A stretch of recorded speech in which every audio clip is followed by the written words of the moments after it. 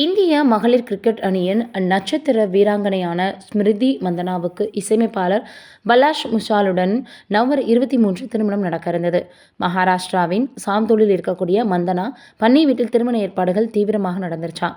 இந்த நிலையில் ஸ்மிருதி மந்தனாவின் தந்தை சீனிவாஸ் மந்தனாவுக்கு திடீரென நெஞ்சுவலி ஏற்பட்டிருக்கு. அவரை உடனடியாக பக்கத்தில் இருக்கக்கூடிய தனியார் மருத்துவமனைக்கு கொண்டு சென்றிருக்காங்க. சிகிச்சைக்காக அனுமதிச்சிருக்கிறாங்க.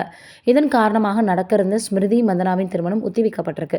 மருத்துவர்கள் அளித்த சிகிச்சையில் தற்போது ஸ்ரீனிவாஸ் மந்தனா உடல்நிலை சீராக இருப்பதாக தகவல்கள் வெளியாயிருக்கு. தொடர்ந்து மருத்துவர்களின் கண்காணிப்பில் சில நாட்கள் இருப்பதாகவும் வட்டாரங்கள் தெரிவிக்கிறாங்க. தற்போது சாந்தோலில் திருமண விழாவுக்கான ஏற்பாடுகள் அகற்றப்பட்டு வருதான். மீண்டும் ஸ்மிருதி மந்தனாவினுடைய திருமணம் எப்போது அப்படின்னு அதிகாரப்பூர்வமாக இன்னுமே அறிவிப்பு வெளியாகலை. விரைவிலேயே சீனிவாஸ் மந்தனாவினுடைய உடல்நிலை சரியாகி ஸ்மிருதி மந்தனாவினுடைய திருமணம் நடைபெறும் அப்படின்னு எதிர்பார்க்கப்படுது.